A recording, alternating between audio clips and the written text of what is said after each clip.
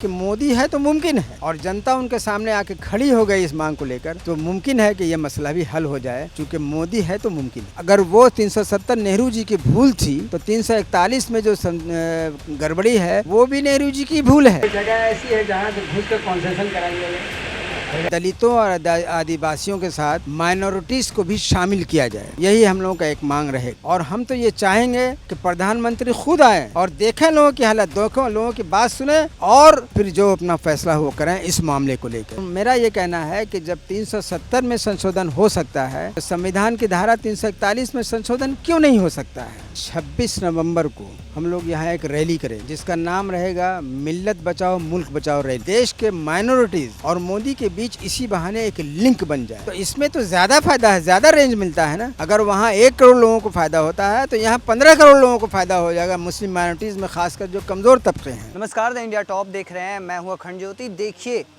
All India United मुस्लिम मोर्चा के संस्थापक एक तरीके से हमारे साथ पूर्व सांसद डॉक्टर एम एजाज अली जी हैं। किस तरीके से देखते हैं सर, क्या रणनीति तैयार की गई है, बड़ी बैठक आपने बुलाई और इस बैठक में क्या निर्णय लिए गए?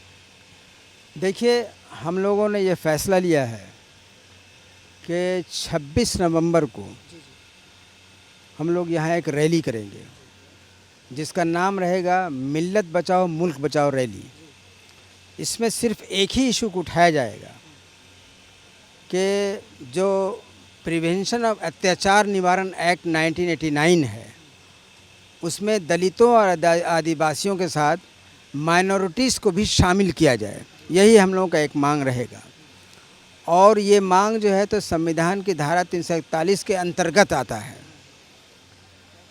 बेसिकली जो हम लोग पिछले 30 वर्ष से जिस लड़ाई को लड़ते आए हैं वो यही रहा है कि संविधान की धारा 341 में एक संशोधन हो और हिंदू सिख बुद्धिस्ट की तरह माइनॉरिटीज़ को भी इसमें शामिल किया जाए, यही हम लोग की मांग रही है। अभी हाल में आपने देखा होगा कि यहाँ जस्टिस के.जी. बालाकृष्णन साहब का कमीशन आया हुआ था, जो हमारे प्रधानमंत्री नरेंद्र मोदी साहब ने बनवाया है, और ये 341 धारा में संशोधन के लिए ही बनाया गया है, ये दलित मुसलमानों के लिए बनाया गया है। तो हम तो प्रधानमंत्री से ये कहना चाहेंगे कि अपना कमीशन की रिपोर्ट तो वो ले ही लें, लेकिन हमारी भी एक बात सुने। देखिए, संविधान की धारा 370 भी हुआ करती थी जिसमें माननीय प्रधानमंत्री साहब ने संशोधन किया और ये कहा कि इससे वहाँ की बड़ी आबादी को एजुकेशनल, इकोनॉमिकल और सोशल फ़ायदा होगा, ख़ास करके जो वहाँ के कमज़ोर तबक़ात हैं उनको फ़ायदा होगा। जैसे सांसी होते हैं, मरासी होते हैं, खाकरोब होते हैं, गुज्जर होते हैं, गुडवाल होते हैं, बकरवाल होते हैं, ये जो छोटे छोटे पेशावर बिरादरियाँ हैं उनको फ़ायदा होगा इससे, ये उनका कहना है। ये लोग 370 के रहते हुए आज तक फ़ायदा नहीं उठा पाए थे, संशोधन से वो फ़ायदा उठाएंगे। तो मेरा ये कहना है कि जब 370 में संशोधन हो सकता है तो संविधान की धारा 341 में संशोधन क्यों नहीं हो सकता है। अगर वो 370 नेहरू जी की भूल थी तो 341 में जो गड़बड़ी है वो भी नेहरू जी की भूल है। और अगर 370 से कमज़ोर तबके को फ़ायदा होगा जम्मू एंड कश्मीर में, तो इससे भी कमज़ोर तबके को ही फ़ायदा होगा अगर 341 से संशोधन किया जाए। फ़र्क यही पड़ेगा कि जम्मू कश्मीर एक स्टेट है और उस 370 उसी से जुड़ा हुआ है, और 341 का जो धारा मामला है ये भारत के बाकी दिगर स्टेट से जुड़ा हुआ है, जम्मू एंड कश्मीर से भी जुड़ा हुआ है। तो इसमें तो ज़्यादा फायदा है, ज़्यादा रेंज मिलता है ना। अगर वहाँ 1 करोड़ लोगों को फ़ायदा होता है तो यहाँ 15 करोड़ लोगों को फ़ायदा हो जाएगा, मुस्लिम माइनॉरिटीज़ में खासकर जो कमज़ोर तबके हैं। कितनी बड़ी संख्या में लोग पटना में जुटने वाले हैं? देखिए, हम लोग तो रैली की तैयारी कर रहे हैं और हम लोग करीब 1 लाख लोगों को तो जोड़ ही लेंगे यहाँ पटना में। और हम तो ये चाहेंगे कि प्रधानमंत्री खुद आए और देखें लोगों की हालत, देखें लोगों की बात सुने और फिर जो अपना फैसला वो करें इस मामले को लेकर। हम तो यही चाहेंगे। कब रैली की जा रही है? ये हम लोगों का अभी जो है वो नवंबर का महीना तय किया है हम लोगों ने मशवरे में, और चांस है कि हम लोग 26 नवंबर संविधान दिवस को ही इस प्रोग्राम को करेंगे, चूँकि मामला भी संविधान से ही जुड़ा हुआ है। प्रधानमंत्री जी को निमंत्रण दीजिए। हाँ, हम तो चाहेंगे, वो देश के राजा हैं, उनके हाथ में सब कुछ है। और वो अभी देखिएगा कि पिछले 1 डेढ़ सालों से वो पसमानदा मुसलमानों पर बोल रहे हैं और पसमानदा मुसलमानों की बहुत सी बिरादरियों का नाम लेते हैं। इतनी बिरादरियों का नाम लिया उन्होंने कि जो मुसलमान को नेता से लोग जानते भी नहीं होंगे।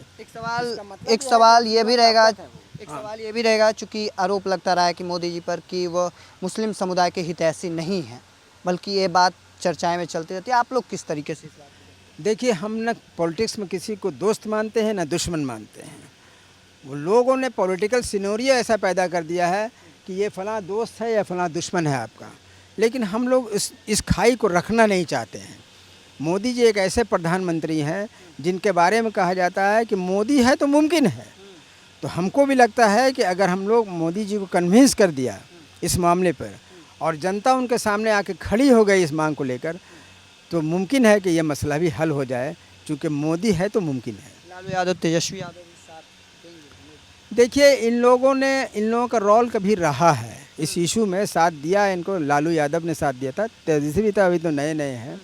नीतीश कुमार ने साथ दिया और सबसे ज़्यादा साथ हम लोगों को रामविलास पासवान साहब ने दिया था बिहार से। उसके अलावा केंद्र में कई से लोगों ने हम लोगों का साथ दिया है। पप्पू यादव हम लोगों के साथ थे, तो साथ इन लोग दिया है। लेकिन ये लोग रीजनल लोग हैं, अब मामला सेंटर से जुड़ा हुआ है, इसलिए हमको तो सेंटर से बात करनी होगी ना। अब अगर हम ये नहीं कहते हैं कि इनको नेगलेक्ट करके चलेंगे, हम इनमें जो लीडर ऐसे लगेंगे जो हम लोगों के हमेशा साथ खड़े रहे हैं, उनको भी हम इसमें दावत देंगे। लेकिन मामला चूँकि सेंट्रल गवर्नमेंट का है, 1989 में जो SC/ST एक्ट बना था वो प्रधानमंत्री राजीव गांधी ने बनाया था। अभी प्रधानमंत्री हम लोगों के नरेंद्र मोदी साहब हैं, तो हम तो उन्हीं से ना कहेंगे ना कि इस मसले को हल कराएं। और हमको उम्मीद है एक मसला हल हो, ताकि हम चाहते हैं कि देश के माइनॉरिटीज़ और मोदी के बीच इसी बहाने एक लिंक बन जाए।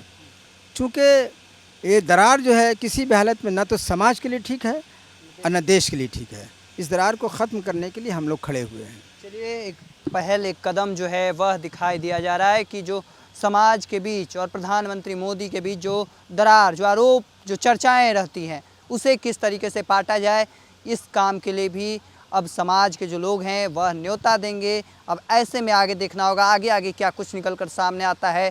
तब तक के तमाम हर अपडेट को देखते रहने के लिए द इंडिया टॉप देखते रहें। धन्यवाद।